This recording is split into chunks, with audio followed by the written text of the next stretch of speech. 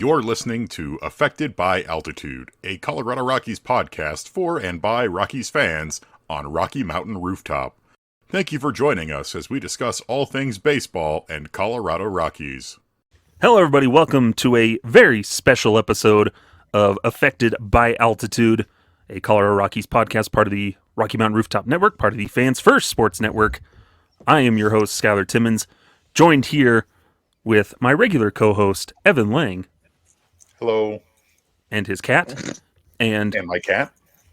We're going back in time. He's back in Mac. It's nice. OG host of Affected by Altitude. Nice. It's our good friend and buddy, Mac Wilcox. What's up, brothers? Stoked to be back, man. I'm excited to be here for a very special episode, like Tyler said. Appreciate you guys having me back on for this one, man. As Avs radio commentator Connor McGahey would say, the Mac attack is back, Jack. Hey, We out here. We out here. We use the power of friendship to summon him like a Keyblade. To join us back here. Yes, dude.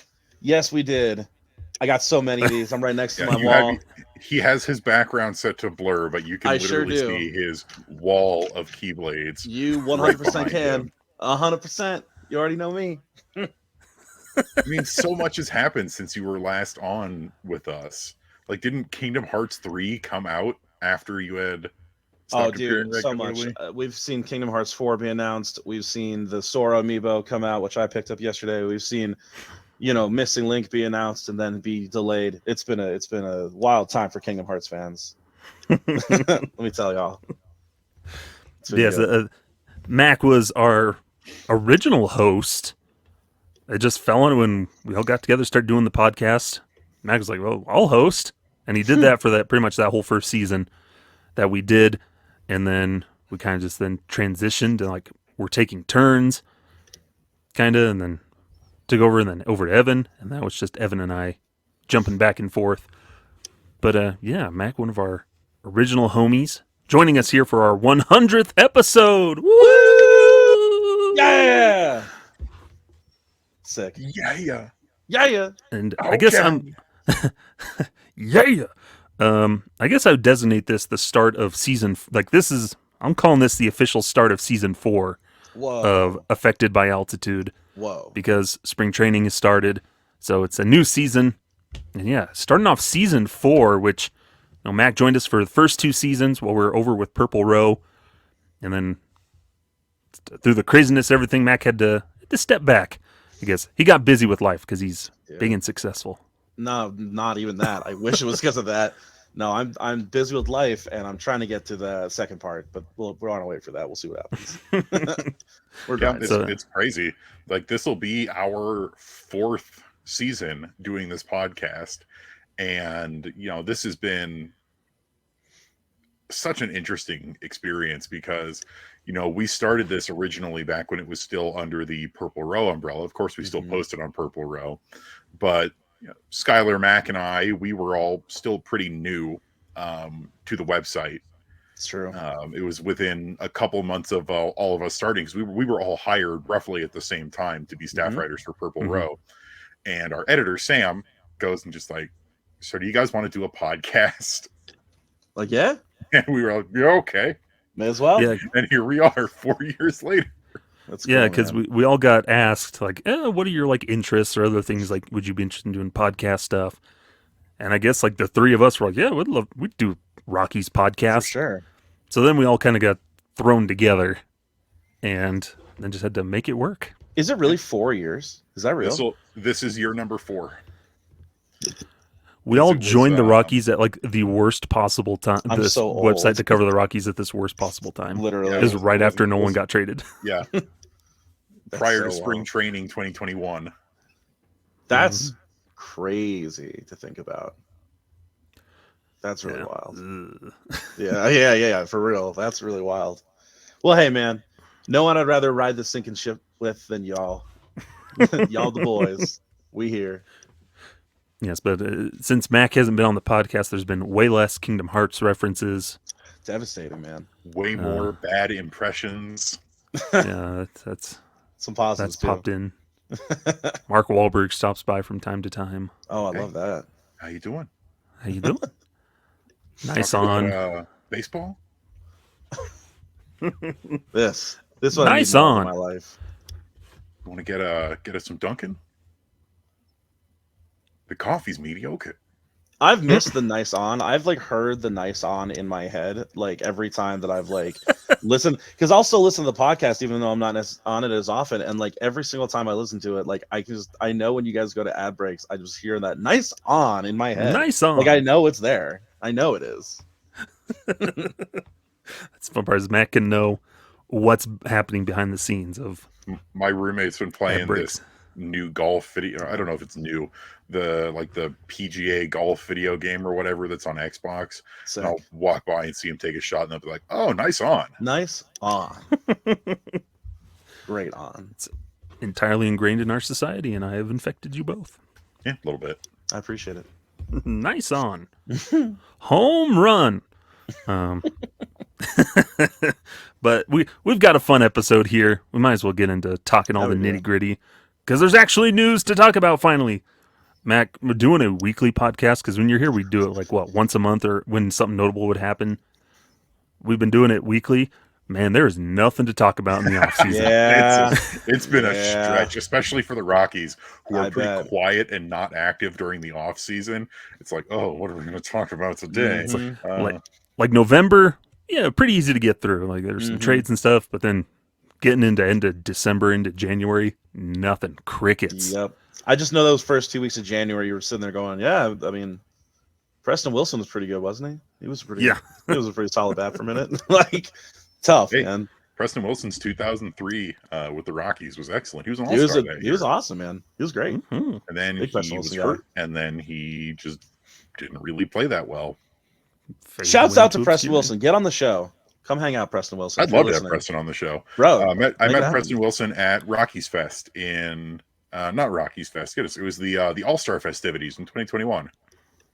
There you go. There's your in. Bring him on. Nice. Let's make it happen. There we go. I'm telling you, we need business cards. Facts. Hand those out, and Mm-hmm. they will immediately end up in the trash. It's like So we won't splurge on them. what is it in Vegas when you got those people on the street corners handing out the stripper cards or whatever? Yeah, sure. Yeah, sure. It's, yeah, it's us, whatever. but with Oh, okay, affected great. by altitude Yeah, cards. sure. You want to? Hey, buddy, you want to listen to a podcast about baseball? This is great. You're gonna love it. Check it out.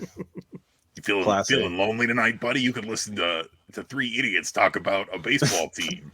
And do terrible Mark Wahlberg impressions. Hey, how you doing? You want Hey, to how you do the doing? show? Welcome to this Rockies I've got a podcast. gift for you. Say hi to your mother goodness. for me. That's the I one. swear to Look, We're already off the rails. we knew I that like this it, was man. going to happen. Like Skyler Back and I to were it. talking about this of like, do we want to add some extra time? Is there any other segments you want to add? And he said, yeah, we're probably going to go off the rails at some point anyway. So let's just roll with it. Yeah. Get out of the way early. And we have made it roughly 5 minutes into recording. Yep. That's our brand. But we can. Yes, it is. We can because we've been affected by altitude. There we go. Slick. That's why we do it. We're all insane now because we've been affected by altitude. I thought we were all insane because we've been Rockies fans for so long. They're one and the same. It all goes together. Mhm. But anyways, let's hop into talking about some Rockies stuff. Spring training has arrived. Thank Huzzah! goodness. Everybody's reported to camp. Mm. Pitchers and catchers are reported to camp. I think everybody else reports here pretty soon. And then games start. When you're hearing this on Monday, by the end of the week, I think games start. So, Yeah. woo! Most of the players are already there, is my Yeah. understanding. But the first actual full team workout is going to be on the 20th, which will be tomorrow at time of your listening. And then first game is on the 23rd. Woo! Mhm. I am And- so excited. Yeah, and there'll be ways to watch some of these games. We'll get into that later in the show. But now that spring training has arrived, how are we feeling? We're seeing videos and kind of some news articles starting to pop out of spring training. Start with Mac here. How are you feeling so far with the first go-around of spring training started? Any questions you have that you're looking forward to this spring? Yeah, brother. I mean, let me tell you all, just like you guys, man, I am geeked at baseball back. It's been a long winter. It's been tough not having any baseball to watch at all. Even though the Rockies had such a rough year last year, I mean, I think we all agree that like some baseball is better than no baseball. You know what I'm saying? So it's really, really great to have, baseball back and be something we can latch onto again. One thing I'll say as far as like, what do I notice? First of all, I know we talked about this on Twitter a little bit. Those purple jerseys and purple hats look slick, man. I know we're going to talk about later on in the show, like the jerseys themselves. And like, believe me, like we'll get into all that. But as far as the look themselves of like purple hats with a purple jersey and white pants, that's slick, man. There was a picture of Justin Lawrence the other day of him like throwing off the mound with like the sun behind him.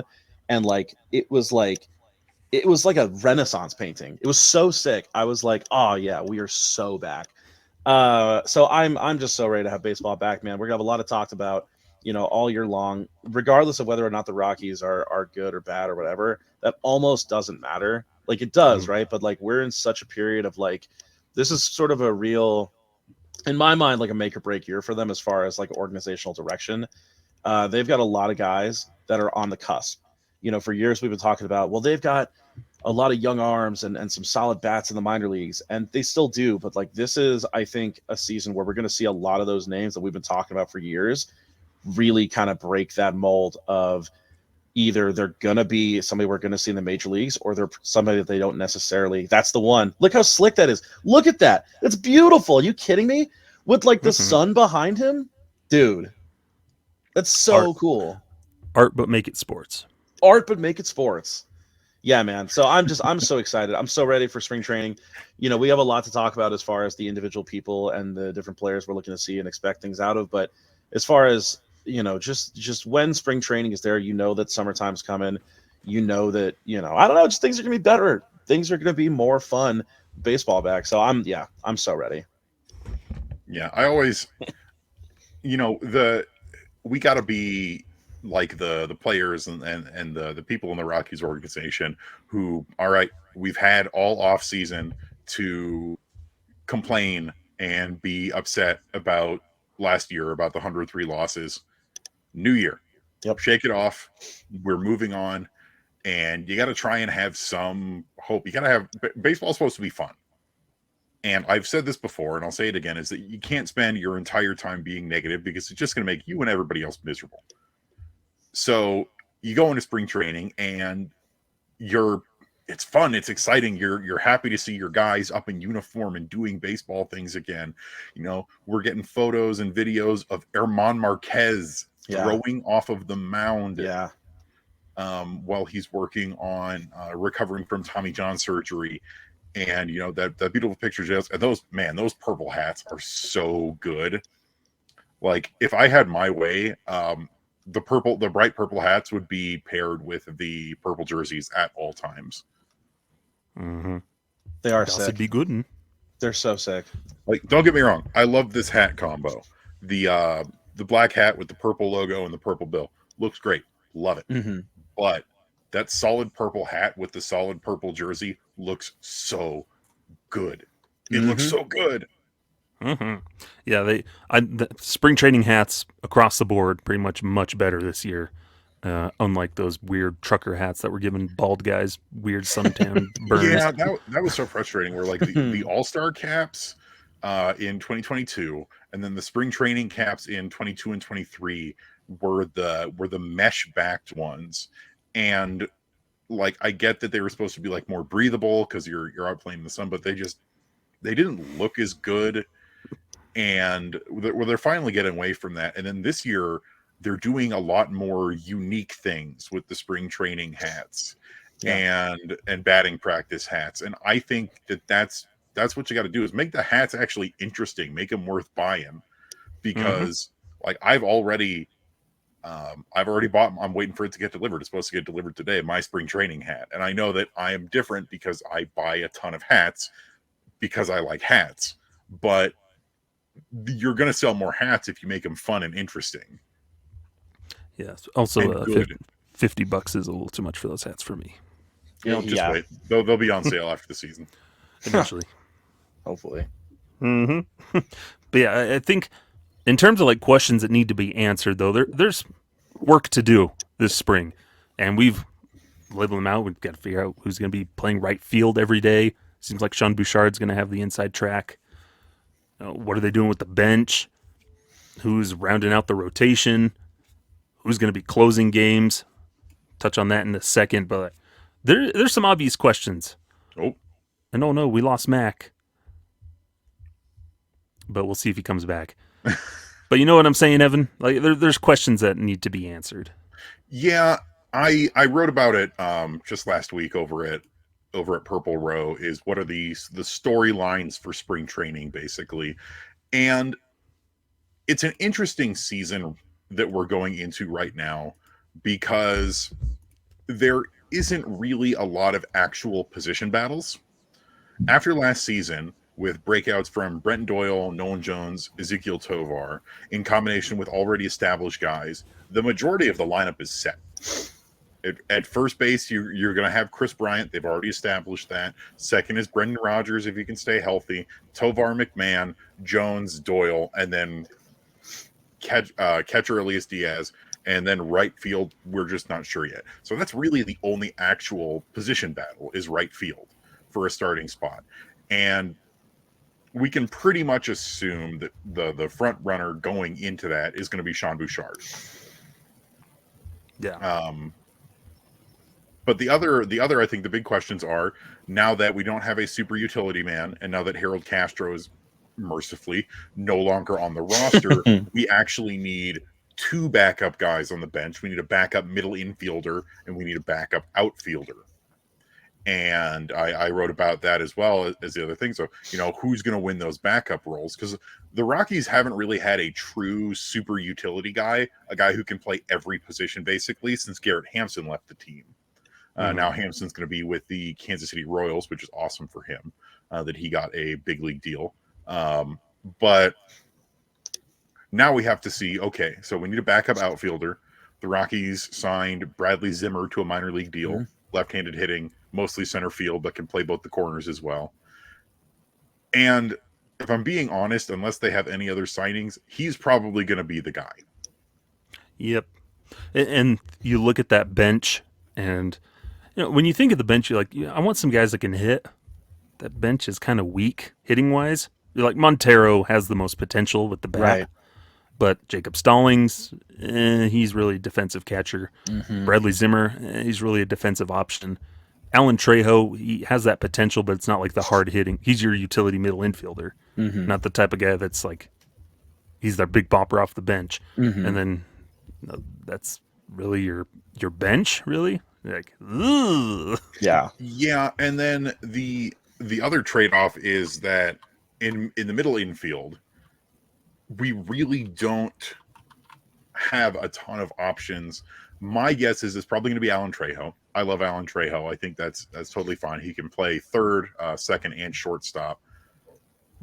But the other option is really only like Julio Carreras is an option after playing really well in Lidom. But then outside of that right now, the Rockies really haven't signed anyone or done anything. So you don't really know how things are going to shake out with that. It's entirely possible the Rockies still sign some people. Now that everybody's reported, they can at some point use their 60-day IL slots for Herman, for Senzi, for anybody else who needs it. Potentially Lucas Gilbreth is going to end up on the 60-day IL to start. We will see. And we'll talk about that in just a second. And then the Rockies might sign a couple other guys. All we can really do is wait and see. But right now it's really shaken out where, there are 2 main options for backup infield and backup outfield. And then, honestly, for me, the biggest question of the season and of spring training is, can we make it through spring training unscathed? Yeah. Without any serious, potentially season-ending injuries? And then can this team stay healthy during the regular season? That's been a big thing the last few years is health. And last year especially, where right off the bat in like one of the first handful of spring training games, we had 2 almost season-ending injuries. Yep. I mean, Look, man, I know I got crucified for this on the website for this, but I'm serious, man. I know y'all hate it. Tim Anderson, man. I know it's goofy. I know it's weird. I know it's contentious, but I'm just saying, I think, just like y'all said, the Rockies right now, their bench, I would say, is below average, right? I want to, it's all love. It's all love in the chat, right? But like the Rockies don't have any sort of threat off the bench. Forget power. Like, okay, fine. You want to, you got your Jason Giambis from years gone by, but like even a guy that you think, if you have a bench bat come up in the bottom of the 7th inning with 2 men on and 2 outs, like respectfully, I don't think there's anybody on that bench right now that would put any sort of legitimate fear into opposing pitchers. Can Alan Trejo and Elias Montero get there? 100%. No doubt about it. I have no question, especially Montero. We've been talking about him for years, about that ceiling on his ability to be a, scary bat, but it just isn't there yet. For me, I know he had a rough season last year, but I think Tim Anderson is a guy that you could plug into that bench role and say, hey, man, you had a rough year last year, a really rough year last year. I'll just be real about it, right? Because he was really, really bad last year. This is your opportunity to kind of show us that you can still be an effective day-to-day guy. Now, I know the big thing with that is, okay, well, he could potentially block some of the younger players from getting time up in the, middle infield. I don't know. I don't know that he would do that right now. If you get him at this point in their organizational structure, like, I don't know if there's another middle infielder that's like right now ready to be a bench bat for the Rockies. Obviously, the name we throw around a lot is Zaidel Amador, and he's going to be the truth, right? Like, he's the next Ezequiel Tovar for the Rockies. He's the guy that we're all waiting for. I don't know if he's going to be somebody that's going to break camp with this team or even necessarily get a look this season. He could. If he goes, buck wild, he absolutely could. But I think that Anderson could be a guy where, knock on wood, like I've been said, injuries have been such a persistent issue for the Rockies in the last couple seasons. If Brendan Rodgers or Ezequiel Tovar get hurt, which knock on every single piece of wood available, right? Don't want that to happen. Would never want that to happen ever. But if either of those two guys were to go down, your options following, Trejo picking up the slack for one of them and getting starts every day are really, really thin. Does Tim Anderson even want a minor league or a bench deal or even like a minor league deal? Probably not. Does it make a ton of sense for him to not be the starting shortstop whatever team he wants to go on to? I don't know. He would probably have to take like a bit of a shot to the confidence or maybe just eat some humble pie before taking that kind of opportunity. But, I'm just saying, I think it's one of those things. This is a time for the Rockies to get a little bit weird. And I would think that would just be a fun little mix up to kind of keep their major league level team restored as far as their roster and have options without necessarily having to sacrifice any sort of opportunities with the younger guys. But I'm also an agent of chaos, so who knows? You're also a White Sox fan. Yeah. That comes secondary, though. Rockies first. So first thing I'll say, in terms of having a threat off the bench, the Rockies didn't have that last year either and didn't seem to care with all of those times that they would pull Brenton Doyle or Ezequiel Tovar and then have Jerkson Profar or Harold Castro pinch hit in a clutch situation where they would inevitably strike out. Mm-hmm. Before last year, I probably would have jumped at the idea of having Tim Anderson to short things out. But with how bad he was last year and how he ended up being a really big distraction and kind of an issue in the clubhouse, a distraction in the media, I don't think that's a thing that a rebuilding team really needs right now. Sure. We need guys who can take a punch. Yeah, that's a big one too, obviously. Ellen, you're right. And obviously there's the Jose Ramirez situation, but then of course there's also the weirdness with Yasmani Grandal last year, where they might have gotten into some sort of physical altercation. You're not wrong. Like, he was absolutely a distraction last year. I guess I just hope that like he's made some comments recently about how he has really changed and he wants to prove people wrong and he wants to kind of be that guy for a team. I'm hoping that he can kind of make those adjustments. But you're right. That's a wild card. He's a wild card who could end up being a guy that, shows back up and hits 20 home runs and ends up hitting 270. And all of a sudden he's back to this like upper echelon of shortstops in the game. Or he could do what he did last year and hit 3 home runs with a 2.0 whatever something average and just be a complete, race to roster space. And that's fair. I totally get that. Yeah. Lots of questions.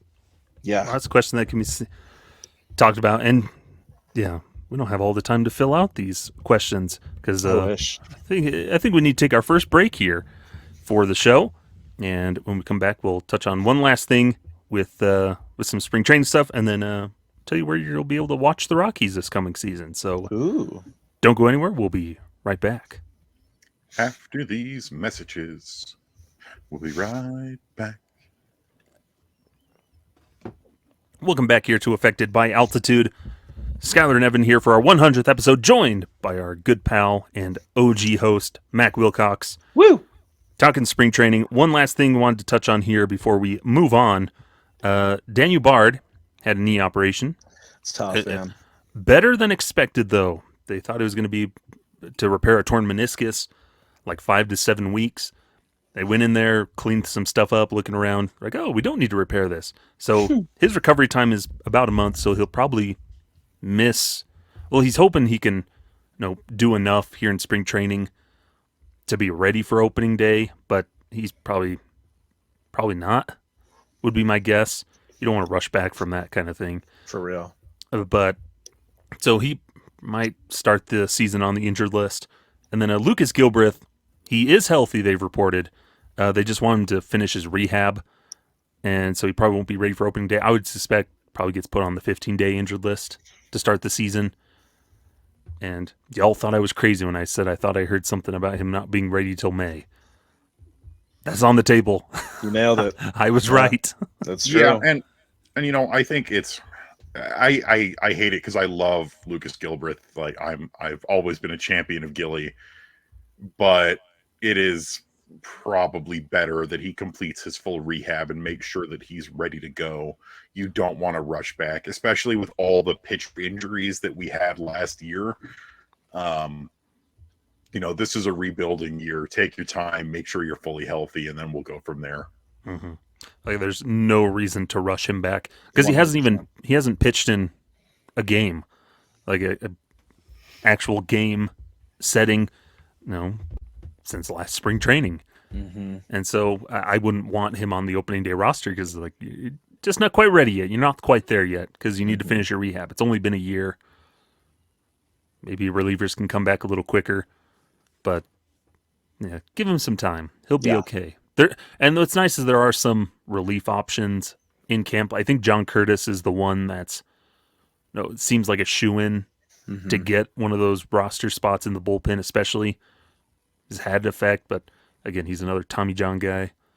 See, I think both of the Matts have a pretty strong chance of claiming a roster spot, especially with they weren't perfect for sure last year, but Matt Cook and Matt Carasini both had pretty solid seasons where their ability to come in and pitch for the Rockies last year really helped. It's one of the things where you want to make sure your bullpen is that right, I guess, balance of young arms with some veterans, because like we're saying, this is a rebuilding year. Don't stock your bullpen with veteran guys. Make sure Victor Vodnik maybe, or Jake Bird has a spot, Tyler Kinley, Justin Lawrence, those three guys, not necessarily young guys. But where does Victor Vodnik fit in there? Nick Mears, Gavin Hollowell, Evan Justice. I think those guys get those first looks, and then you go to the Cooks and the Caracides and even the Curtises. Then you round things out with your veteran options. Yeah, exactly. Anthony Molina's out there. They do have options. These injuries tell me that, so one of the themes of this episode is what do we want to see out of spring training? I need Tyler Kinley to kind of step up this year. That's what I'm looking for out of the bullpen. We're going to talk more specific about some other guys here in a little bit, but with these two injuries, we really need Tyler Kinley to kind of be that guy for the Rockies, that, lockdown 7th or 8th inning guy. Daniel Bard was probably, I don't know about y'all, but he was probably going to be that 7th or 8th inning guy, I would imagine, and let Justin Lawrence kind of handle the closing duties. He is now out. I think that Lucas Gilbreth would have that same opportunity to be a 7th or 8th inning guy to set up for the 9th inning. He is now out. Tyler Kinley's going to be the next man up. This is a great opportunity for him, coming off of a couple of missed seasons as well because of injuries for him. This is a great opportunity for him to kind of show out and say, hey, I can still be a contributor to this team, potentially long term. Like you said, I know he's a little bit older than some of these other young cats, but he's somebody that still has a lot of life in that arm. and he can be something that ends up being very, very beneficial to the Rockies in this period of transition between closers, and then hopefully end up being something that they can rely on into, I mean, maybe the next couple seasons if he can really show out. I hope he does, because I really like his stuff. I think his slider is disgusting. I think he could be something they could really, really rely on, but it's up to him to make that transition. Yeah, be a big one. I mean, that's a lot of, that's honestly most of the veterans on the team this year outside of Chuck. Like we know what we're going to get from Chuck Nasty, but for a lot of the, veterans who have struggled with injuries or struggled with down years, this is the year that we need them to show that they've got a long-term future here. And I would extend that to Ryan McMahon. I think there's one big name that I'm looking for. I'm waiting for you to say it. Elias Diaz. I was actually going to say Brendan Rodgers. Is that Brendan Rodgers needs to prove that he can stay healthy, because he has not played a complete season yet. And then, of course, Chris Bryant. There it is. Yep. Mm-hmm. Yeah. A lot to prove here for this coming season. But we'll keep, as spring training goes on, we'll keep talking about those status of positions and what guys are doing. Lots to watch here in the early goings, especially that closer battle. Yeah. But good stuff to keep along. Alrighty, fellas. Here's the question. Want to talk about TV or those jerseys? It's weird because it's like one of them is like good news and the other one is not so good news. So what kind of mood do you want to be in? Let's start with the bad. I'm going to peel that Band-Aid off. The new jerseys look awful. Tell it. They look so cheap. They look terrible. And like I'm a jersey head. I'm a big follower of the aesthetics of the game. I collect jerseys, and they look bad. And I'm not even talking about the material, because I've heard so many different things so far over the last week about the material, because some players really like it. They think it's going to be breathable, which is good. Some players have also said, there's really no way to know until we're actually playing in games next week, which is entirely true, because there's a difference between doing, warm-up drills and playing catch versus actually playing. But then other players say they look and feel cheap, and they do. They look so cheap. The numbers and the patches, the applique, all heat pressed. There's no stitching. I don't know how that's going to hold up under gameplay action. It reminds me of back when Nike changed the NBA uniforms a couple years ago, and they were all just ripping in the middle of games all the time. Yeah, not great. But the numbers, they look bad. They don't look as nice. The names that they've moved lower down and they've shrunk down look really awkward. For short names, they look incorrect. Like Jake Bird, it looks really weird. For long names, like we've seen Justin Verlander, it looks really bad. Imagination. Literally. Yeah. And then the it's not as noticeable, but so Nike and Fanatics, the whites, every team that has a white uniform is all based on the same off-white base, which, saves them a lot of money, I guess.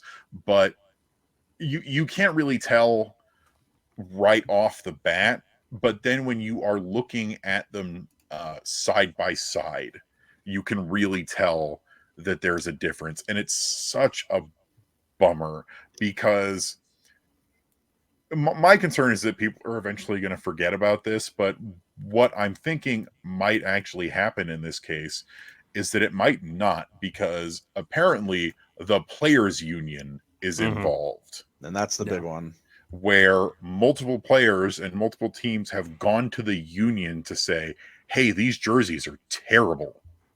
Well, that, and to the pants, where there's less customizable options for the new pants, just to save money and one size fits all. Like, no, some guys are dummy thick and others are twigs. You got to cater to those guys that are dummy thick. That's so former Colorado Rockies reliever Carlos Gonzalez flat out said. Did I say Carlos Gonzalez was an outfielder? Well, I bet Carlos Gonzalez wouldn't like the pants. He'd agree too. Facts.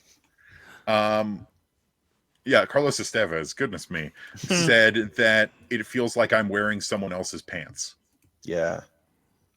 And pitchers are such creatures of habit. Like, imagine that.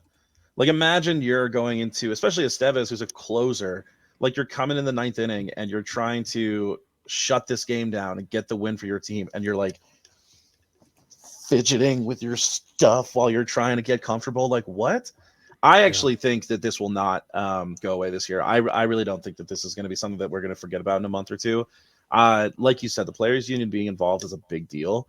The players being so vocal about their dislike of it is a big deal. This to me seems like something that we're going to actually have to have a larger conversation about here pretty soon.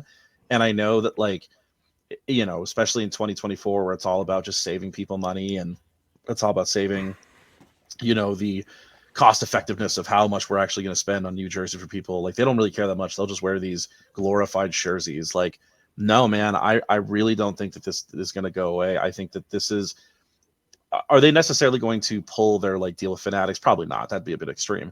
But I do think that there is going to be a big conversation about, hey, this is not acceptable. We need to increase the quality of these jerseys right now.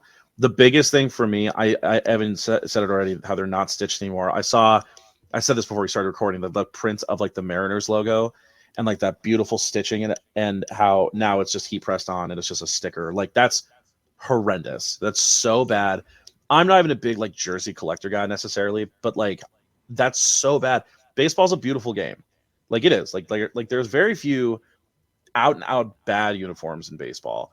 The City Connects in general have been very good. There's a lot of really great iconic looks in baseball. Baseball's a very good looking game. These do nothing to help that. The spacing and the letterings, how weird people, like you guys said, like Jake Bird, like that's unconscionable. That's not acceptable. It is 2024. You know, we are in an age where we can use technology to make people on a playing field, whether it be baseball or hockey or football or basketball or whatever, we can make them look like superheroes. Like, people look at these athletes like they're superhuman, and to have these gaudy, poorly made material be worn is ridiculous. Yeah, no, it's not going to stand. And then for what they charge the fans, 100%. what they'll charge for this crap. 100%. The baseline midline jersey that they are selling, their Vapor Elite or whatever, is $175. Ridiculous. The Authentics, the on-field version, are almost $500. That's insane. That's insane. And that's the insane. thing is, like, this, I don't think the issue is the material for the most part. They used the material for the All-Star Game jerseys last year. I own one, really not that bad. But with all of the other changes, I think it just creates a perfect storm of badness where the material combined with the appearance, the colors are wrong for a lot of teams. Like, there's a great side-by-side of the Mariners old jerseys versus the new ones where the colors are different.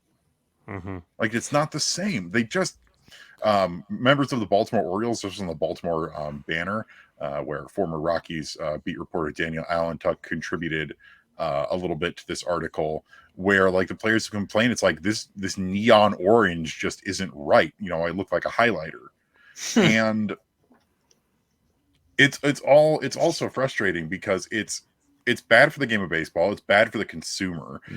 And I've complained about Fanatics plenty of times because it's all three of them. It's MLB, it's Nike, and it's Fanatics. Nike basically outsources the production of these jerseys to Fanatics. Fanatics makes them. Fanatics bought the factory where the old Majestic jerseys were made back in the day. But the thing is, this is what's wild to me. We've had the Nike jerseys for the last couple of years, and they're fine. They're perfectly fine. And now they're making this switch, and they're not good. And I've seen so many people say, like, this looks like a cheap knockoff. This looks like a jersey. They're way overpriced. Why would I pay $175? Why would I pay $400 for this when I could go online and find an actual knockoff that looks better? Literally.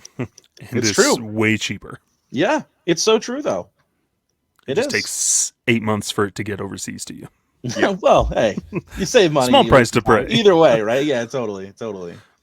Yeah, but surely Nolan Arenado and Mike Trout and Ronald Acuna Jr. wouldn't lie to me about how great these jerseys are, Yeah. right? Yeah, that's These the thing Nike athletes wouldn't lie to me. The only guys who are like, these are great. I love Nolan Arenado. Oh, it's like I'm wearing my favorite shirt while I'm out on the. Shut up. Because you probably are wearing a t-shirt. Shut up. The Nolan. Jason Hayward one was the one for me with the Dodgers, where he was like, and it seemed like he had a gun pointed at him. I really think like this is like gonna be a great jersey, and I'm really excited about how it looks. Am I doing okay?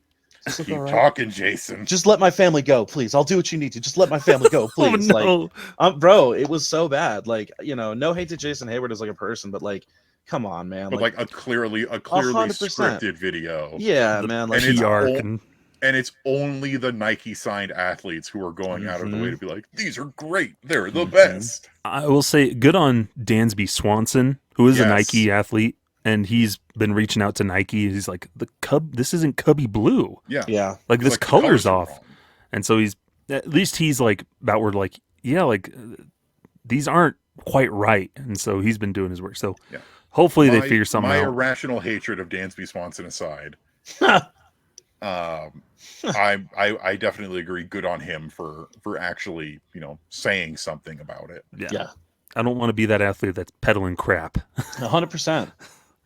Because that's what it is. But no, Rob Manfred, 2029 can't come soon enough, because him saying, I think given time, people will come to love it. No, we won't. 2029 can't come soon enough. Really quick here as we transition. Man, this time's flying by. How are we going to watch the Rockies? Well, we have an answer streaming through MLB TV called Rockies.tv. Really quickly, nothing huge news. You can find tons of information out there. But Rockies games will be streamed. MLB is distributing, producing $20 a month or $100 annually, or you can do $200 to get the Rockies TV and MLB TV bundled together. Really, the cost of get rid of blackouts is $50 in that bundle, because you can get MLB TV by itself for $140 or like $150, but combine it with the Rockies and that's what you're doing to get rid of blackouts. Right. Not the best option, but hey, it's something. Could be worse. And a cable option is coming. We don't know what it is yet, but perhaps something. Seeing Mark Stout saying, think what channel they've already been on. Just to help streamline it for them old people out there. But that's the big thing. But the big news out of this Rockies TV, before we get to that, you guys happy with the Rockies TV? Have you already bought your subscription? I haven't bought it yet, but I will. I'm just waiting to see what the cable option is at this point. Yeah. I think it's fine. It's fine. Like you said, like it's better than nothing. It could be better. It could certainly be worse. I think, for diehard Rockies fans like us, $20 a month is. I think $100 for the year is pretty reasonable for diehard fans that are going to catch 100 games. Like, so it's 100. You take out the ones that are nationally televised or whatever, and you're getting like 158 games for $100. It's really not that bad. It's not that bad. Yeah, perfectly fine. Perfectly simple. Should be easy. You can whatever spring training games they do have will be free, so you don't have to buy a subscription to watch those. I did see if you get MLB TV through T-Mobile, it doesn't include that Rockies subscription, so you'd have to buy it separately. Correct. But then you're only paying the $20. That $20 a month. So it's still overall it's not that bad. All things considered. Yeah. Totally. I think it'll be fine. Totally. Yeah. Should be good. But the big thing, we assume most of the crew is coming back, with one notable exception. Yeah. One, Jenny Cavnar is not returning for her 13th season, as she is now headed over to the Oakland A's. Good luck to her. For play-by-play duties as the first female to hold the primary play-by-play position for a Major League Baseball team. And she'll start that this season, so good for Jenny. Super good for her, man. I've worked with Jenny a couple times, man. She's great. She's super knowledgeable, as we all know. Like she's done Rockies games a couple times before, and she's always done a great job. I sure wish she could find a team that's not going to lose 110 games, but that's okay. Like it's all good. I sure wish she could find a team that knows where they're going to play next year. Yeah, for real. Like But honestly, man, like not taking anything away from her, man. She's great. This is so well deserved. There's literally nobody I could think of that's more ready and deserving of this spot. She's going to do a great job. I think she and Dallas Braden are going to call a fun game. I'll be tuning in to catch Oakland games just based off of them for sure. Stoked for her. And I think that's the big thing for Jenny is because the Rockies, she really got no favors. The Rockies, she would always be stuck with Jeff Hewson, and it was just the most boring broadcast. There was just no energy. But her going to Oakland with Dallas Braden, I think that's going to be a lot of energy, just like when she was with Spilly here. Yeah. That really helps Jenny, and because she's knowledgeable, knows her stuff. And then she'd just be drugged down by the most boring color commentator. And so hopefully over there in Oakland, it just infuses it with even more energy. And no offense to Huey, because I know Huey gets a lot of hate. Oh, he's just so dry. It was not a good match. Jenny and Huey was never a good match. It was like eating saltine crackers just nonstop that entire time. I like saltine crackers. Do you like eating them for 3 hours straight? Yeah, okay, that's a bit much. What I'm also hoping is that this maybe gives Spilly more opportunities to get into the booth more often. I really think if the Rockies let Jenny leave and then don't eventually get Spilly and Sully into the booth more often and then lose them too, it's going to be a huge mistake. Because I legitimately I think Drew Goodman is legitimately a good commentator. I think he's very good at his job. He's knowledgeable. I think can be excellent. But him and Huey can't do this forever, and you need to eventually have a succession plan. And if you let Spilly and Sully leave after Jenny leaving, and Spilly's going to have options because he's doing those national games. I was going to say the same thing. Spielborg seems like a guy that's like right on the cusp of getting ready to do something national. Make him the primary color commentator. That's the most reasonable. That Spilly deserves that. Yes, but he's great. But good for Jenny. We couldn't be happy for it. There's an article over at purplerow.com where we shared some thoughts with her. And it's just a good inspiration she covered the Rockies for 12 years, her hometown team, through some of the worst years in team history, and always did it enthusiastically and always worked her tail off, did a ton of good stuff reporting, and was always enthusiastic about covering her hometown team. Yeah. So now she gets I was particularly happy with what I wrote to open up my part of that thank you piece. Is that when I first heard Jenny Cavnar call a game, I figured that I was hearing a future full-time commentator, and I was right. Just unfortunately not with this team. Yeah, she's going to be great. I know that A's fans are really struggling right now with everything that's going on with their team. For real. But at the very least, this is something that they can have to look forward to this season. Is they're going to have such a good commentary team. And with Jenny being the primary play-by-play, it's going to be great. She's going to do awesome. Yep. No doubt. No question. For sure. And no, Rob Manfred, those Oakland A's fans will not just suddenly become San Francisco Giants fans. Oh, dude, how much time do you have on this thing, bro? I swear. Because you pulled that just as we're about to go into our next ad break. I swear, it's just man. The most stew on that. The most tone deaf thing.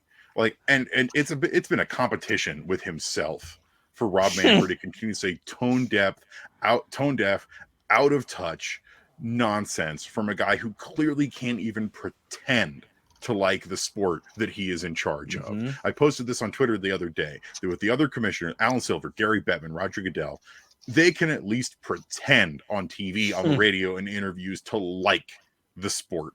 Maybe they don't actually, but they can at least pretend, and it comes off somewhat convincingly sometimes. But then you have Rob Manfred, who can't even put on the charade that he cares even one little bit about the actual sport that he has spent so much time in charge of. 2029 cannot come soon enough. Play the ether beat over that. In the edit, play the ether beat over that, please. It was dope. Anyways, we'll take another quick break here, and when we come back, it's time for our... You sly dog, you got me monologuing. I think this is our second installment of the Sent from My iPad segment. Woo! So don't go anywhere. We'll be right back. Welcome back here to Affected by Altitude. I got everybody riled up for a mailbag segment. You did. It's fired up. It's the jerseys. It's Rob Manfred. Ooh. And like the TV news and stuff, that's like the nice little hidden bit in the sandwich that's actually good. That's right. Oh, man. Anyways, we've got our mailbag segment, and we reached out, tried to get as many questions as we could. Hopefully in the future we can get more, because we like hearing from the folks and what their thoughts, and it helps plan out these episodes. But we appreciate those that send in comments, questions, in all different facets, whether it be X, formerly known as Twitter, Instagram, on the website itself, on Purple Row, on the article post, various round. I tried on Facebook. Nobody responded. They liked the post. Well, hey. Folks, PSA, when I ask, please comment below. Don't just like the post. Please, That doesn't help me at all. That helps me in no way.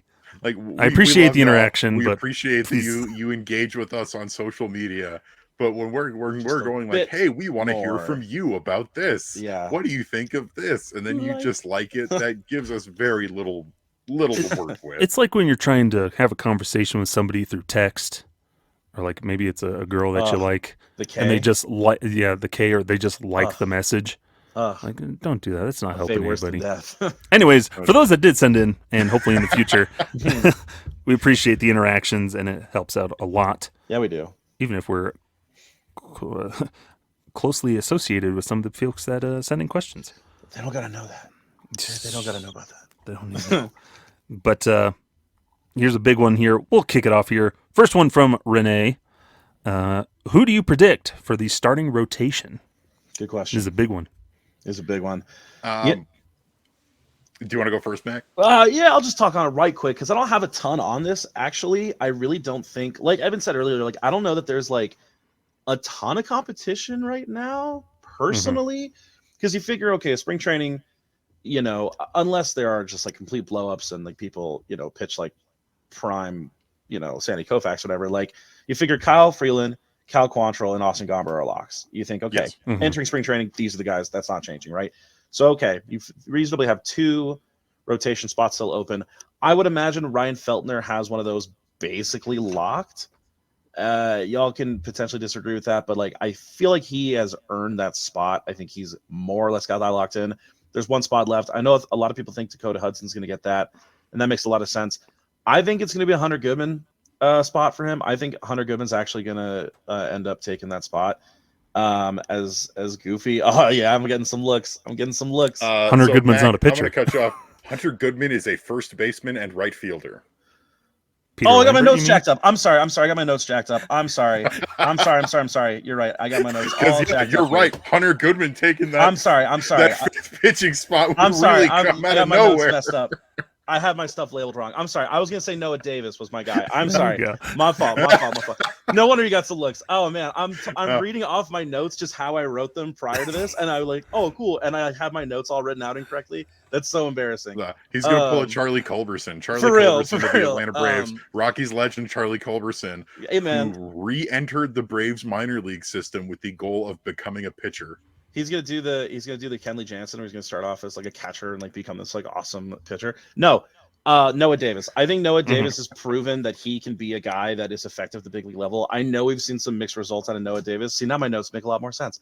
I think we've seen some mixed results out of Noah Davis, and I do think he's gonna have to earn this spot. But Dakota Hudson has been a reliever recently. Like he spent part of last season coming out of the bullpen for the Cardinals. I think he makes a lot of sense as a guy that's been there and has been around for a few seasons. This will be his, 6th or 7th season? 8th season, maybe? 7th season. And so I think that Dakota Hudson could be a guy that makes a lot of sense to kind of help back up that bullpen, especially with these injuries to Daniel Bard and to Lucas Gilbreth. And so I think if we move Dakota Hudson to that sort of long relief role, I think Noah Davis makes a lot of sense as the next man up. At least for me. That makes so much more sense than Hunter Goodman. Cut that. Evan, what you got, buddy? No, that is staying in. Oh, God. I promise you that. Fits our brand. It really is. My brand. Look what they're specialized. I agree, and I've been saying this for for basically months at this point. Your top 3 are basically set in stone. It's going to be Kyle Freeland, Austin Gomber, and Cal Quantrill. 4 and 5, I really do think Ryan Feltner is going to come out and earn that spot. Ryan Feltner's been given a lot more opportunity to earn a starting spot than you guys like Noah Davis. I think unless he really struggles during spring training, he's essentially a lock. And then for that 5th spot, yeah, I wish I could agree with Noah Davis, but I don't think the organization is high on him enough to give him that spot unless he is really impressive during spring training. I think your top 2 competitors for that spot are going to be Peter Lambert and Dakota Hudson. Peter Lambert, who's finally recovered from all of his injuries and pitched a decent amount last year, versus Dakota Hudson, who is a couple of years removed from Tommy John, just like Peter Lambert. And now we're just waiting to see how either one of them do. If I'm being honest, I think Dakota Hudson walks away with the role, at least to start. Because my guess is on a 1-year deal, if he's ready to go and he pitches well, they trade him at the deadline. Wow. Okay. And that's kind of where I'm at. I think Dakota Hudson has the leg up. He's kind of penciled in. We signed with this major league deal. He does have options, so he can go down to AAA. You're not handcuffed to using him. But I think he has the leg up. For me, of all these guys, are these guys throwing strikes in spring training? Totally. That's what I want. Like, just be throwing strikes and don't be getting hammered. Yeah. So throw strikes. If Dakota Hudson can get those ground balls that he can, hey, that works out. But for me, that's really, if the Rockies were smart, they'd roll probably a 6-man rotation this year, honestly. I have actually heard that, and I love that idea. I'm sorry, Skyler. What were you saying, brother? Well, I was going to say, having Anthony Molina as your Rule 5 pick there, and honestly, I don't know why we selected him.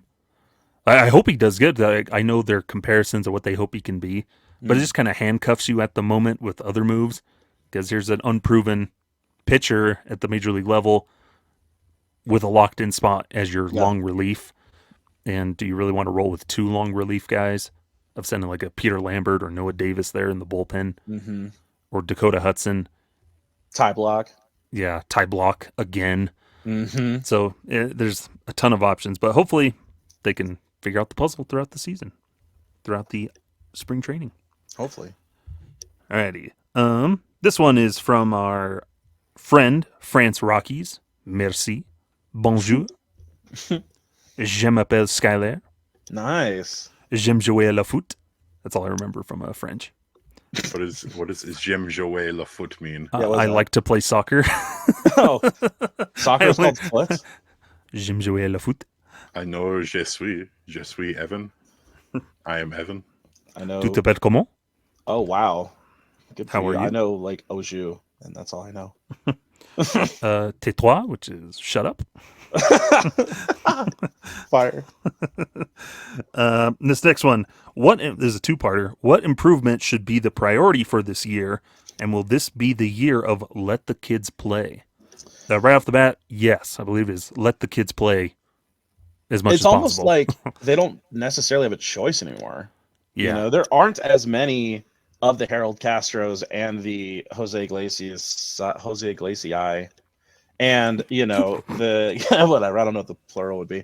It's Iglesiapodes. Oh, of course, the Iglesiapodes. There are less Iglesiapodes that are clogging up those roles. Like that, like if nothing else, whether they want to or not, based purely on roster construction, they almost have to let the kids play.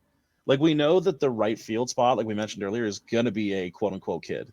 Like we know that that's going to be a player that has less big league experience than, you know, your typical right fielder out there. Like that's what's going to happen. Ezekiel Tovar, like you said, locked into shortstop. You know, Brenton Doyle is going to be the everyday outfielder and center fielder, and then Nolan Jones has got left field. Like they are building a roster that necessitates them letting some of these younger players play. Now, whether or not that last, you know, bench spot, like you guys said, end up going to, you know, maybe Bradley Zimmer or Alan Trejo's been around for a minute, Monty's been around for a minute, you know, Jacob Stallings, fine. But like in general, they are going to let the kids play. Like I think that's like a done deal. Yeah. I have a quick question. Shoot. At what point does let the kids play mean? Is it big league experience or by age? Oh, When somebody says let the kids play, what are they thinking? Because 29-year-old Sean Bouchard isn't necessarily a kid. That's fair. That's fair. And neither was like first time MLB ball player Win Bernard, right? Like he's hardly a kid too. That's fair. But that's what I always think of that. Go ahead, Evan. I think you look at it in terms of who the established veterans are versus like I would still consider Nolan Jones and Brenton Doyle and Ezekiel Tovar the kids, even though they've now all got a full MLB season under their belt. But there's really only, you've got first base, second base, third base, and catcher. And those are really your only spots where you've got a true established veteran playing. And, all we can really do is wait and see how things are going to shake out. Like, does Brenton Rodgers stay healthy during spring training? Does he get traded at some point? Chris Bryant is at first base.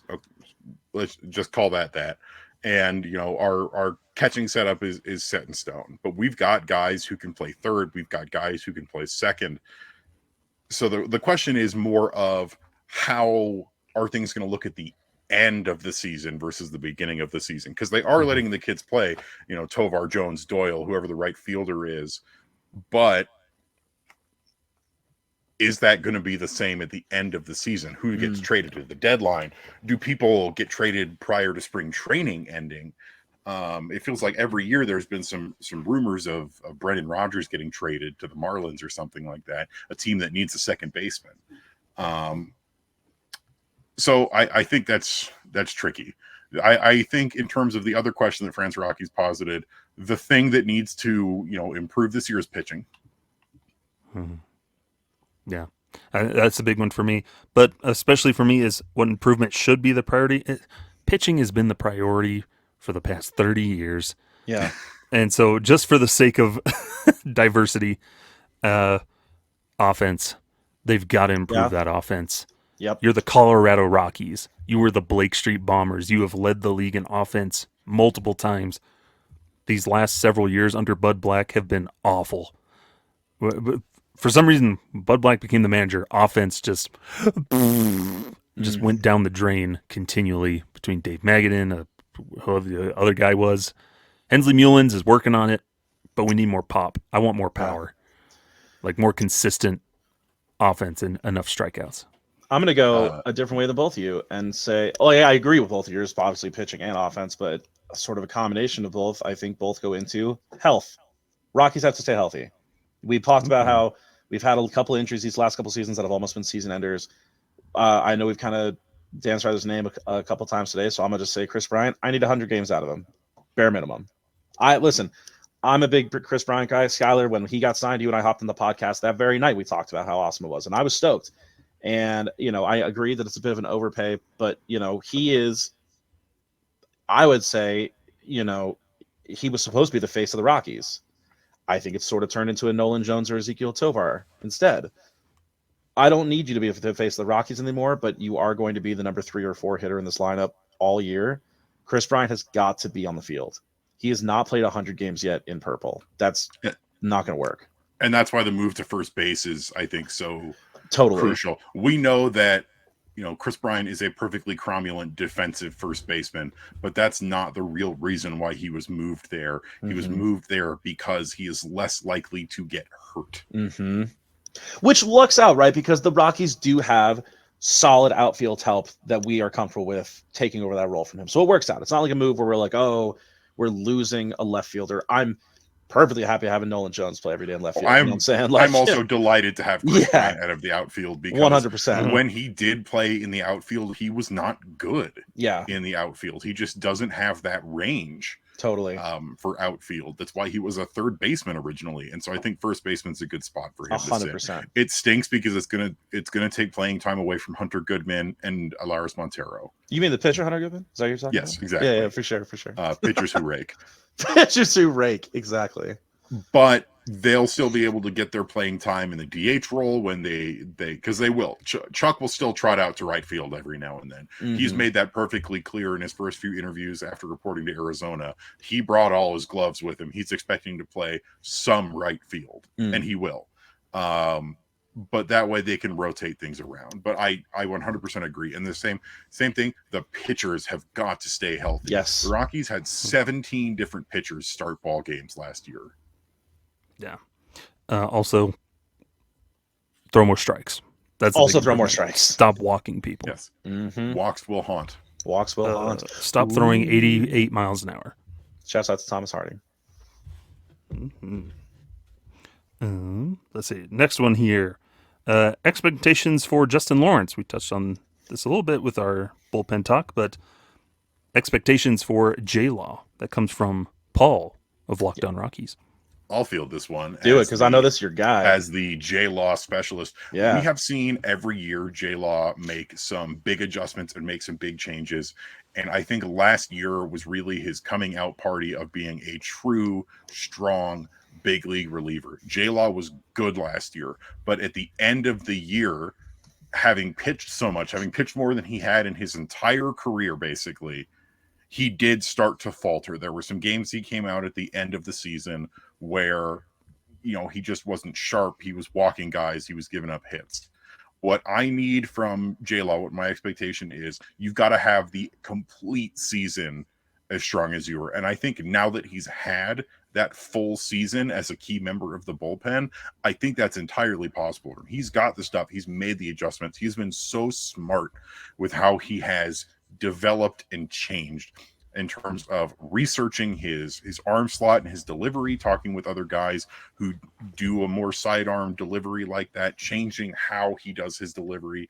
But then also, one of the biggest and most important things that he ever did was take his foot off the gas in terms of velocity. And I will praise him for this all the time, because he would scorch your eyebrows up with 102, 103 mile per hour fastball. And that's awesome. But it's not when you can't throw it for a strike. And he struggled with that. He eased up off the gas. Now he sits around 95, 97, and now he can really get that accuracy. His adjustments to his slider to make it that sweeper. This is, I think, I'm going to say it right there. Justin Lawrence could potentially be an all-star this year. I think of any Rockies pitcher, he has got the highest likelihood. Or at least pitching to that caliber. I don't know if any Rockies reliever is going to get all-star nomination, because we'll probably only have one guy, and it'll be Nolan Jones. Nolan Jones, yeah. But he'll pitch to that level just like we have in the past. Yeah, yes. That's for me the expectations is I expect him to be the closer opening day. And with that will come, like we said before, throw strikes and just be consistent with your pitches and just continue to develop in that dominance, because you need that at the back end of a bullpen. You need a dominant pitcher, and he can do that. So that's my expectation. Our Lion of Panama. That's right. This next one is from Sam from Purple Row. What's been your favorite moment on the show? The Hunter Goodman, the pitcher's a pretty good one. That's pretty horrendous. That's pretty awful. What a way to ring in the 100th episode. That's like so bad. But like we said, it's on brand. It's so bad. It's so bad. Oh, that's gonna haunt me till I sleep. You know what I love thinking back is like when we would do those like goofy little side segments. Like, do you remember when we all ranked our favorite MLB video games? That was so much fun. Oh yeah, when I had the guess the cover athlete. Yes, dude, that was so much fun. I love doing stuff like that. Just like those dumb little side sessions we would get into about like nothing, like the impressions, like all that. Like I just love stuff like that, man. Like we talk ball a lot, obviously. Like that's the majority of what we do. But even, dude, I'm telling you, like, even nice on, bro. Like that's like so ingrained in my brain. Like I'm serious. Like even when I am just like doing nothing, I'll just be like walking down the street, just think to myself like, nice on. Like what are we doing here? Nice like, on. Yeah, man, it's just little stuff like that I just think is so much fun. Like I'm all about. Maybe it doesn't translate when you're listening to it on Spotify on your way to work or something, I don't know, but I just know like when we're recording and we get into stuff like that, I'm having a blast. So I pick all the goofy stuff.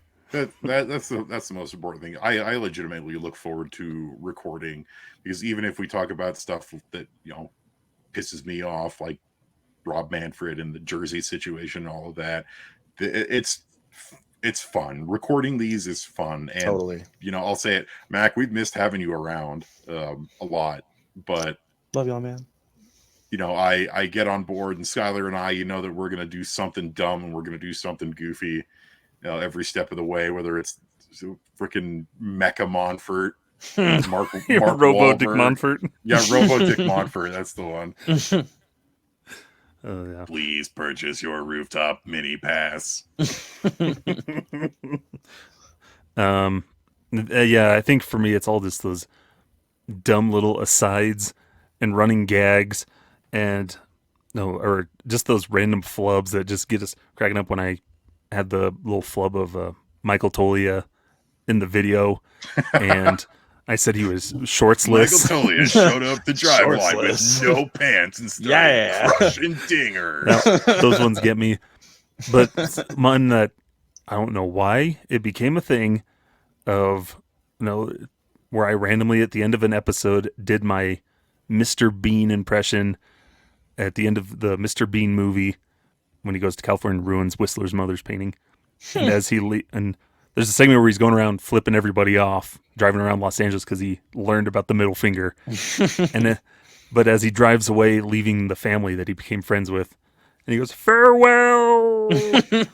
And I just did that at the end of one of our episodes, and then that has been our most consistent dumb thing of how we close out episodes. It's so good though. It began with me just going, "Farewell." And now it's a staple. And now it's a staple of the show. It's the dumbest thing. Hey, man. I have to turn that into a t-shirt. You do. You honestly do. Honestly, you really do. That's baseball. Another good recurring bit. Yeah. Oh, that's baseball. That's baseball. They said the magic words. They want to be here. Oh, yeah. Our Pee-wee's Playhouse thing. If we had heard that, Mac, if somebody said that, I wish we had just the crazy screaming pterodactyl and couch. So many options, bro. So many options. Oh, man. Rest in peace, Paul Rubens. R.I.P. R.I.P. Tell him Large Marge sent you. Yeah, lots of good little fun moments on the show, and moments of breaking down stuff, and talking Todd Helm going to the Hall of Fame. That was a fun episode. All kinds of good stuff. Oh, you mean the one where we were all on the verge of tears because of how exciting we were? How exciting it was. We love that. Good stuff. There's another question here from Unpaid Intern and my older brother, host of the Every Rocky Evers podcast. Dustin basically asking if the Rockies come out of the gate just ice cold, at what point do we start writing about coaching changes or changes to the coaching staff? Because as we know, a good question. Because coaching staff hasn't been officially announced, which is kind of weird. Super weird. But from what we've heard from our friend Patrick Lyons, Thomas Harden, the coaching staff hasn't changed. Like, everybody's back. I don't know why they haven't announced it. Maybe they just don't want to publicize it. But everybody's coming back. For me, mostly it's just weird that after a 100-loss season, there were no changes at all. Like, they didn't use anybody as kind of a scapegoat. Because normally teams do that. Like, you have 100-loss first time to history. Maybe some heads would roll. Okay, Daryl Scott, you're gone. Mm-hmm. But instead, everybody's back. And no, we're fine with Hensley Mullins coming back. Second season, whatever. But I'm still surprised that Daryl Scott's still around. Mm-hmm. That's just me. What I think is, I don't think there's going to be any mid-season firings. The Rockies really don't do that. What we're waiting to see right now is if Bud Black gets his annual extension, which has happened the last couple of years. And normally, it would have happened by now. Pitchers and catchers have reported spring training is about to get underway. If they don't extend him, then I do truly think this is his final year. Mm-hmm. Yeah. That would be very interesting if this was his last year. Because I don't know who's going to, not to whatever, who's going to want that job? Here's the thing is, it's the same as an NFL head coach, though obviously not paid to the same degree. There's always going to be someone who wants that job, no matter the organization, no matter the team that's currently built up. There's always going to be someone who's going to want to be the skipper. And I think the Rockies actually do have options, both in-house and out of house. They're probably not going to hire someone from outside the organization. It's true. But it's been pretty clear for a couple of years now that Warren Schaefer is potentially one of Bud's heir apparents. He'd be a good hire. Vinny Castilla could also get an opportunity. Shout out to Dan the Man, who after every single game would go, "Did you hear the Rockies are firing Bud Black and making Vinny Castilla the interim man?" Anyway, yeah, I don't get a break at wrestling shows either, brother. Believe me, I know it's a lot. But I think the only chance we would have any sort of mid-season coaching change is it would be after the All-Star break. If there's already locked into a losing season and Bud did not get an extension, there is a potential that then they would mutually agree to part ways, and they would put Vinny or Warren Schaefer or one of the other guys in the interim role just to see how it goes. Bring Jason Giambi back to be the manager. But I think that's really the only situation where there's any sort of mid-season change. Yeah. Mike Redmond's also the bench coach. He's been a manager before too. I don't think the Rockies consider Redmond a potential future manager. And I'm not saying that as a slight to Mike Redmond. I just think it's been pretty clear that he's here because he's Bud Black's guy. Sure. Yeah. That's all a lot of it is for guys. Like, oh, I'm Bud Black's guy, so out of respect for him, I'm going to decline this interim manager type thing. Now, from way out of left field would be Tony Walters, who is the bench coach for the ACL Rockies this year. That would be very out of left field. Out of right field could be Carlos Gonzalez. That would be wild too. I got it, guys. And our center field. Yeah. Yeah. What a return. Welcome back. He manages one game and then he quits. Yep. And then he gets traded. Yeah. He gets traded. Yeah. You're now the manager of the Blue Jays. But yeah. We'll see. But yeah, if they come out of the gate as badly as they did last season with that awful April where they lost, 20 games? Some changes need to be made. I don't care. You can't use the excuse, "Oh, it's a rebuild year, young guys." No, you got to shake something up. Anyways, I think Evan had some other questions that I didn't have written down. I do. And we'll have to throw another ad break in here somewhere. So why don't stick along with us? Why don't we take an ad break right now? And when we get back, we're going to hit the comments from the Purple Row comment section. Yes. So don't go anywhere. We'll be right back as I take over Skyler's hosting duties. Do it now.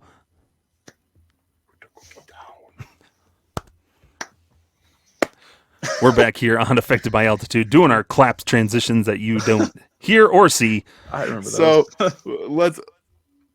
No, don't tell them. Don't tell them. It's a secret. They don't get to know. Secret? We're not going to explain. They have to be lifelong fans of the show. That's right. They don't get to know. But they never made it into the show previously. Well, that's what makes this a special episode. Okay. In 3, 2, 1. Yeah. Row back. Still got it. Remember that one very special episode where it was revealed that Evan was Mac's father? Oh, what? We did that. We did that one podcast episode. You guys were reunited. Let's play a game. It's called Who Is Your Daddy and What Does He Do? This show is a mess. It's a bomb in the air. Anyways. Go ahead. Evan has another questions from the Purple Row comment section. Alrighty, so we have got 2 coming from Negative Left School Teacher on Purple Row. Number 1, in your opinion, what is the most fair or unfair national narratives about this franchise? That's a really good question. Wow. I think an underrated one that I've gotten a lot of heat for is I think it's an unfair narrative that Dick Monfort doesn't spend money. Because the Rockies are generally hanging middle of the pack with other teams of a similar market size in terms of payroll. Yeah. The money is spent. It's just not spent well. Yeah. I actually completely agree with that. I mean, look at the Chris Bryant deal. They're willing to spend money, but 7 years, 182 million. It's just not necessarily the place we'd like it to be. But I think that's 100% fair. Boy, that's a really good question. I don't know if there's any other. I mean, the most obvious ones, of course, are the things like it's easier to hit at altitude, yada yada, whatever. The outfield is hard to play in, things like that. I think it's one of those where, boy, that's a really good question. I don't know. What do you got for this, Skyler? So it's, again, remind me the aspects of the question. Fair. What do you consider the most fair or unfair national narrative about the team? That's a really. I think the most unfair one is that they have a bad minor league system. Like, they don't have any guys coming up. Like, it's true. Like, they're never going to have the top number one prospect, but there's good, exciting guys in there. It's just the overall facade of overarching thing of the Colorado Rockies organization. Like, yeah, they could do better with a lot of things, but that doesn't mean there isn't good talent there in the minors. And I'm watching people outlooks. Talking Baseball was doing their season outlook, and they're like, they don't have any guys in the minors coming up. Like, yeah, they do. They have quite a few. Yeah. You're just they not had 4 guys in the attention. outside of Amador, who's gotten the national attention. I think it's that was a big one for me recently that I'm thinking of. That's kind of unfair. No, they have good stuff in the minor league system. Yeah, if you get into look at all the guys who got NRIs this year, who were excited about their futures. Mm-hmm. Yeah, there's 4 guys in the top 100. There's some notable picks. They just need to develop. Yeah, that's We're very bottom heavy. That's going to start getting better this year. Yes, it will. Because now we're going to start getting guys who are going to be assigned to double and triple A. Mm-hmm. Like Zach Veen, Jordan Beck, Sterling Thompson, they're going to be on the upper levels of the minor league system this year. That's why I'm so excited for this spring in particular, because I think we are 2 years away from a starting lineup consisting of Willie Mack, Jordan Beck, Zach Veen, and like even potentially like a Gabriel Hughes type.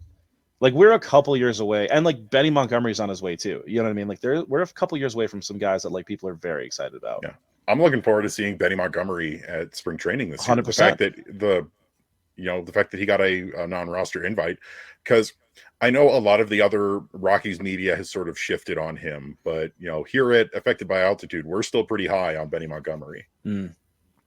Yeah, they just have to figure out what to do with Brenton Doyle. Yeah, but if the bat never develops, then it is what it is. He's still pretty good. Obviously, the most unfair narrative is Coors Field. No question. That'll never be beat. The fair one is that the team is bad. Because yes, the Rockies are bad. Yeah. They really need to figure out pitching. It seems that the other fair one that I've heard, and I don't know that this is like a narrative that's not nationally recognized, but like I hear a lot of people say that like it's harder to play at altitude and it's harder on your body. That is, I think, probably pretty true because of all the injury issues the past few seasons. I don't know if that's necessarily like a staff thing. I'm not trying to call anybody out, but like maybe it's something to do with that. I don't know. But it is true that the Rockies get hurt like a lot. Like we've seen that quite a bit over the last few seasons, and maybe it does have something to do with the altitude. I don't know. I have no idea. I don't know. Pretty interesting. But I will say another fair one, unfortunately, is that we don't have that big of a dedicated fan base. Denver could be a baseball town, man. I think Denver is a baseball town. The issue is that the baseball they're enjoying is not Rockies baseball. Fair. Another one is that Dick Monfort is good for baseball. That is an unfair one. Is that a narrative that people follow a lot? Well, yeah, MLB loves Dick Monfort. Well, yeah, totally. Yeah, totally. I remember like Bob Uecker at one point was like, Dick Monfort, who's done so much for the game of baseball. And yeah, that was last year during spring training. I was listening to that game. I'm like, wait, what the heck? Do you guys remember when we were listening to the like arbitration hearings during the strike, and it was like one of the only arbiters? It was like an arbiter and Dick Monfort represented the ownership, and we were like, Yeah, Dick Monfort was in charge of the negotiating committee. You're like, ooh. Yeah. No. We made it. We survived. Here's a goofy one, and I mean no disrespect, Fire Dinger on the Purple Row comment section.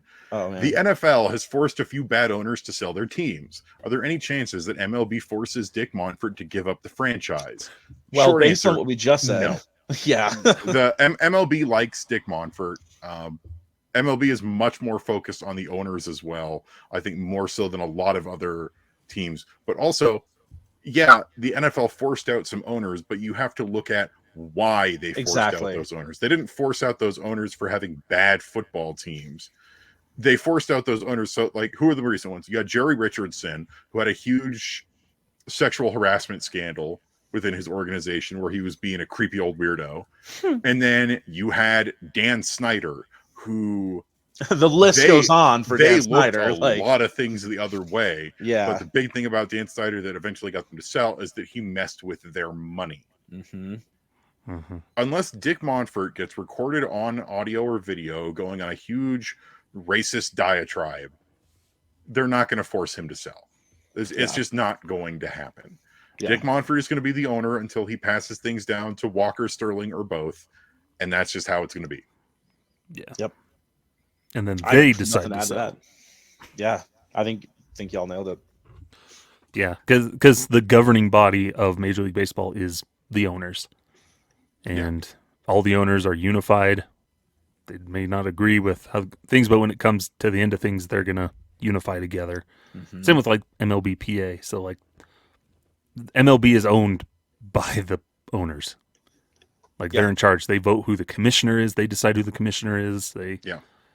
And the fact that Dick Monfort's been on so many of these committees, that he played a role during the lockout negotiations, all that stuff, I think that shows that, you know, that the league has no interest in ousting Dick Monfort. Yeah, exactly. This comes down to the owners wanting to sell at some point. Alrighty. From Brad48, what's the over-under on actual Rockies TV subs? I think there's going to be plenty. I mean, I can't give you a specific amount, but you've got 3 guys right here who are all going to have one. Yeah, I probably can swing that. Yeah. I think it depends locally on what the cable option is. That's the big one. I don't know. I think you're right, Evan, that it's like impossible to give a number because, like, I don't know, like, what, you know what I mean? Like, what was the viewership last year? Like, I have no idea what that number would even remotely be. But I think you're exactly right. I think there are enough people that it'll be profitable, and I think that there are enough people that still want to watch Rockies games locally that, like, it makes a lot of sense for them to sign up for this, especially at, like we said, a number that's not like terribly expensive, really. Yeah, I'll take the over. 100%. I think I wish I could give you a number, but yeah, I'll go with over too. But I do understand the point of view from a lot of people where, like, the Rockies have given me no reason to watch. Totally. So I'm not going to subscribe.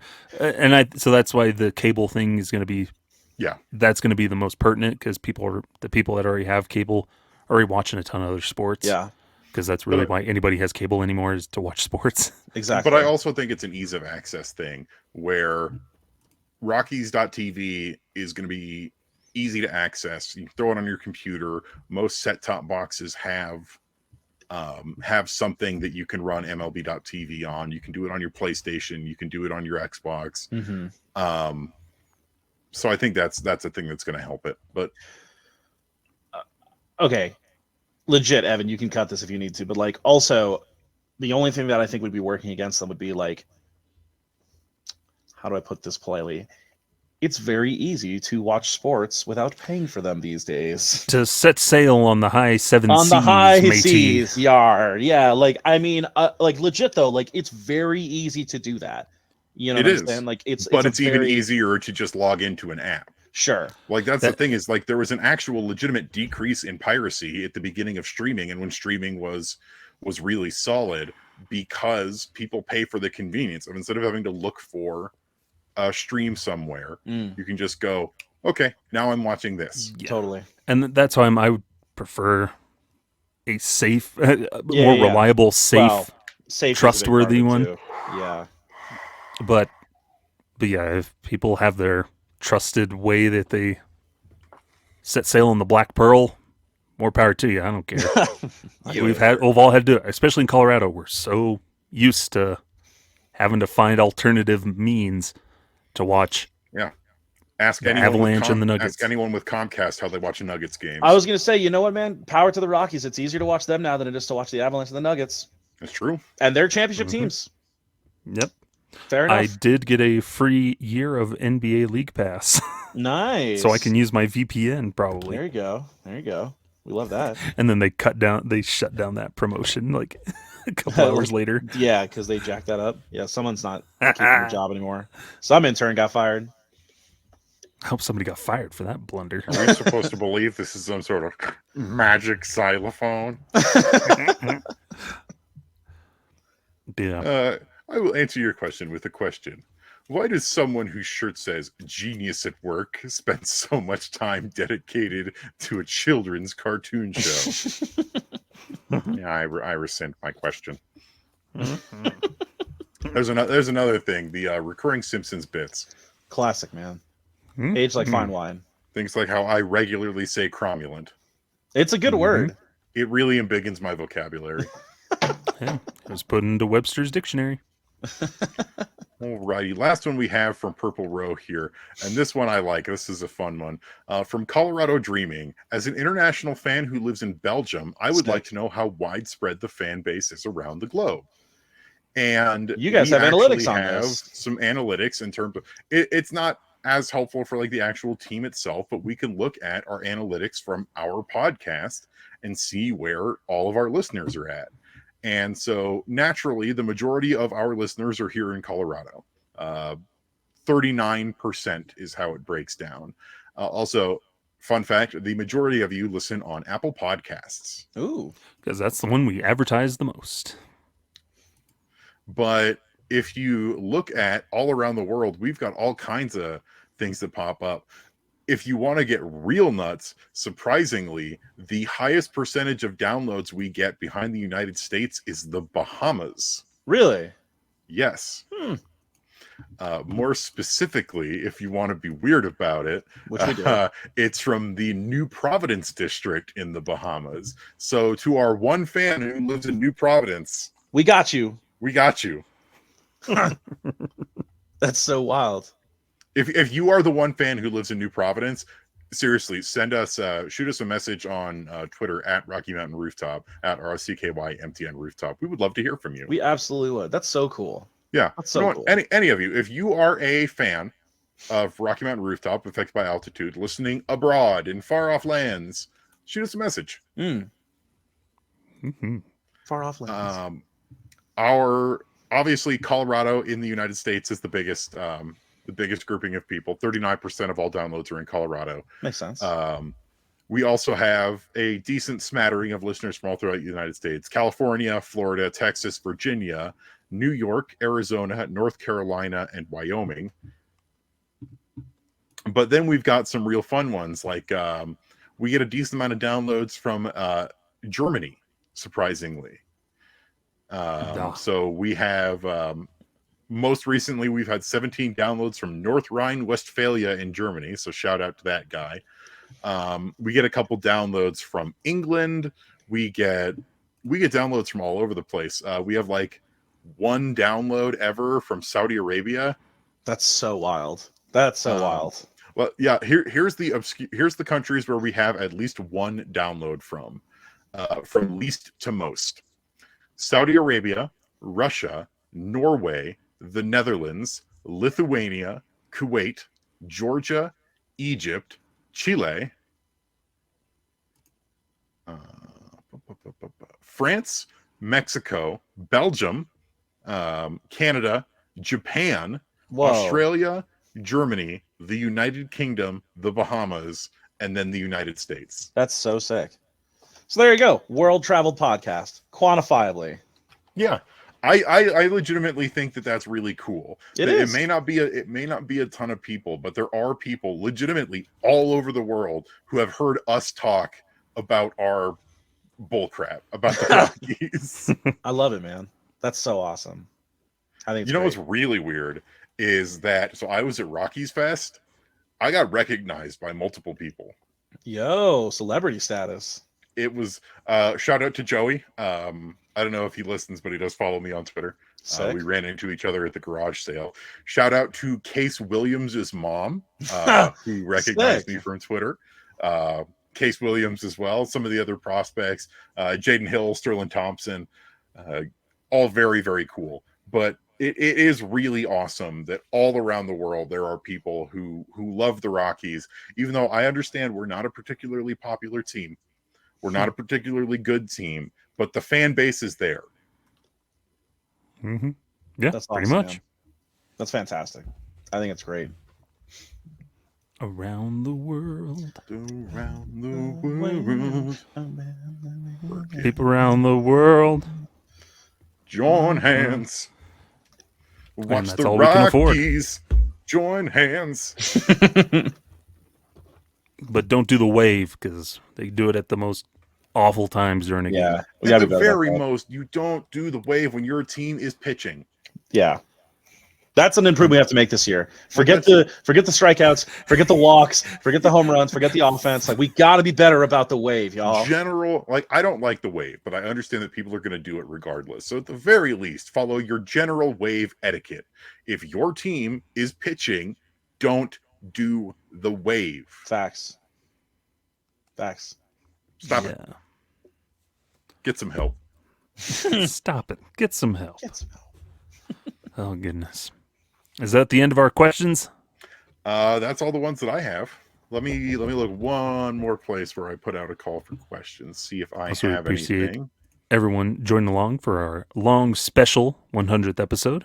Woo! We appreciate Mac being here with us. Yeah, brother.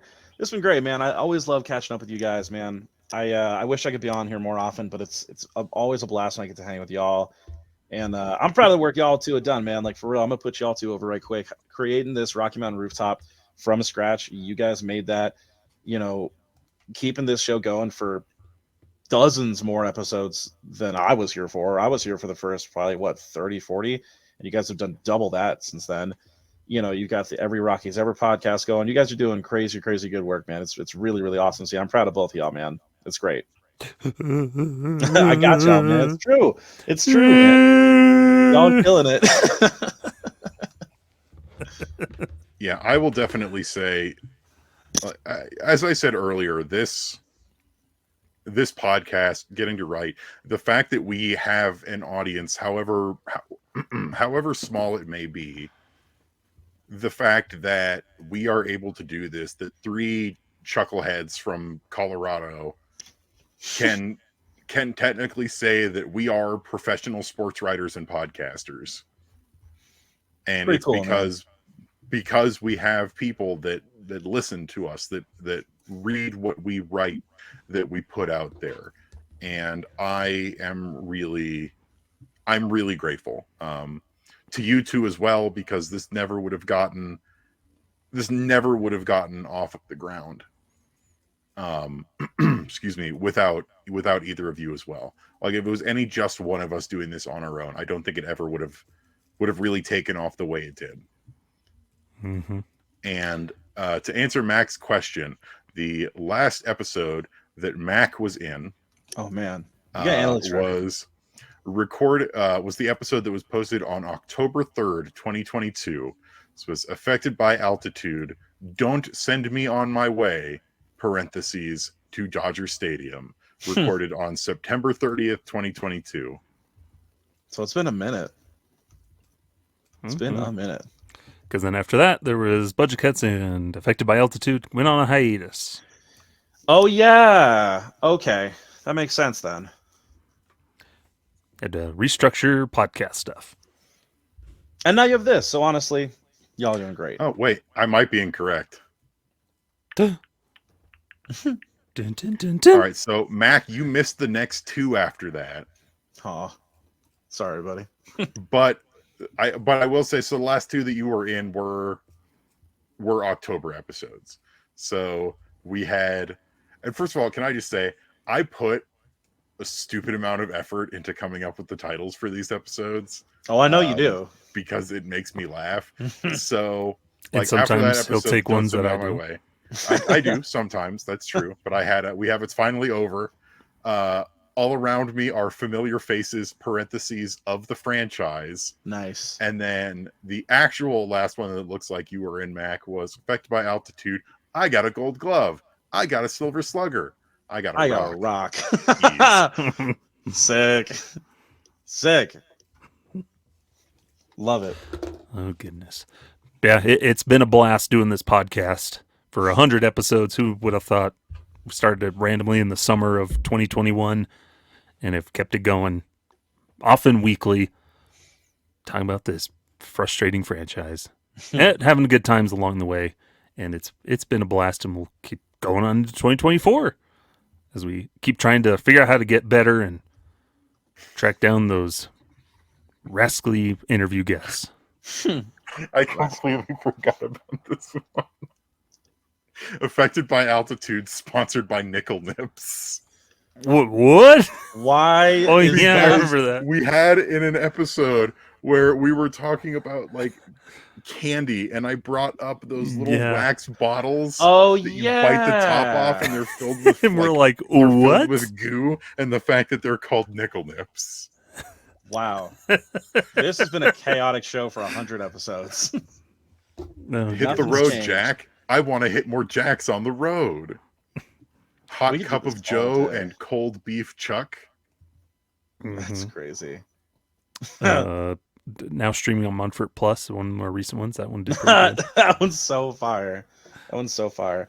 Let us know what your favorite title of Affected by Altitude is. Fans, hit us up. Go through the catalog. Tell us which is the most clever title. I want to know. Good times. How about the fact that my last thing, and I'm sorry because I know we're going super long. How about the fact that we have now had 2 episodes in this podcast history where we get to say blank is a Hall of Famer? That's pretty cool. So we've had 2 episodes. Larry Walker is a Hall of Famer, and Todd Helton is a Hall of Famer. That is awesome, man. We didn't do Jim Leland as a Hall of Famer. Shame on us. Oh, we could. Share our favorite Jim Leland memories from the 3 months he was the manager. Legendary times. Good times.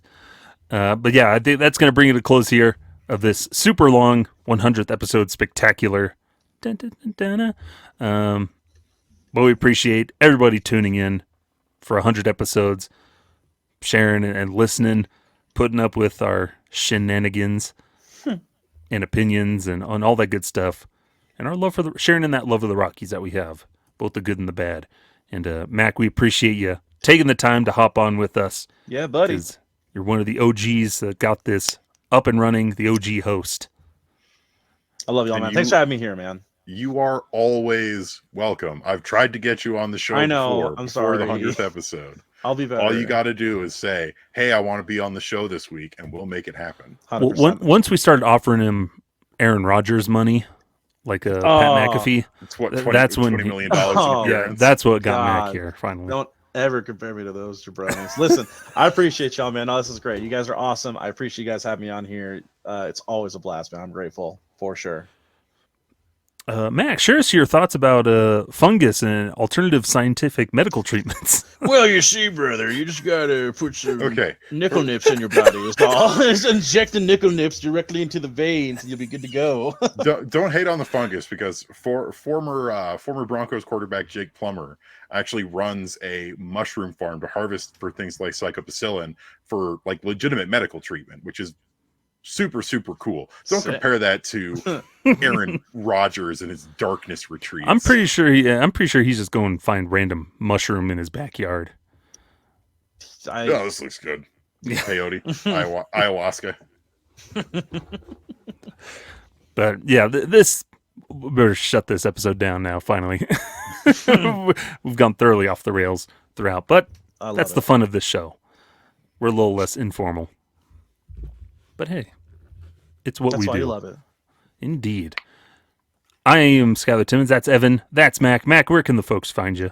Yeah, man. Come on through. Hit me up at Mac Wilcox CBP on Twitter, where I talk about baseball and Kingdom Hearts and wrestling and all kinds of other stuff that is very niche that only people slightly care about. So come hang, bro. We out here. Mm-hmm. Yeah. And it's less frequent, but you can still find Mac occasionally writing articles over on purplerow.com. Facts. Hopefully more frequent now that I got some time back to myself. Hopefully. We'll see how this year goes. That'd be great. Yeah. I'm still getting rough comments for that Sam Anderson article, man. I got some DMs. You kind of earned it. I certainly did. Where are you at, Evan? Tell me something. The folks can find me on Twitter and Instagram and Threads at Evan_Lang27, but on Blue Sky at EvanLang27.bsky.social. I will officially be, the date is not confirmed yet, I will be switching to the Monday Rock Piles and taking over the Pebble Report duties from our dear friend Kenneth Weber, who is still going to write. He's going to be taking over the Thursday slot, but just doesn't have the time available to handle Pebble Report right now, so we're making that switch. I am really excited for the opportunity, and I hope whenever that starts happening, you guys will follow along with me. Nice. And then you can always find us on Twitter and YouTube, Rocky Mountain Rooftop at ROCKYMTN Rooftop. Skyler, how about you? And real quick, you can find me on Twitter at sideline_crowd. Pretty much all you need to know. And writing Wednesday Rock Piles for Purple Row and writing over at fansfirstsports.com. And also check out Every Rocky Ever when those episodes drop. And go check out our interview with Stephen Rice of the Fresno Grizzlies. Woo! He's a good dude. That was a good one. Friend of the show, Stephen Rice. Shouts out. But finally, after this long episode, we're finally bringing it to a close. Thanks for sticking with us. Enjoy spring training. It's here! Whee! Until next time, right, this has been Affected by Altitude. We all got to hit him with it at the same time, right? Bet. 1, 2, 3. Farewell! Nice on! Beautiful. Say hi to your mother for me. Remember to subscribe on your favorite podcasting platform. I remember you would also leave in like our vamps, like when we would just like talk for like a minute and a half afterwards about nothing. You would also leave those in, and I was like, man, you're gonna get me killed. Oh, you mean how I'm leaving this part in right now? Oh God. Bye.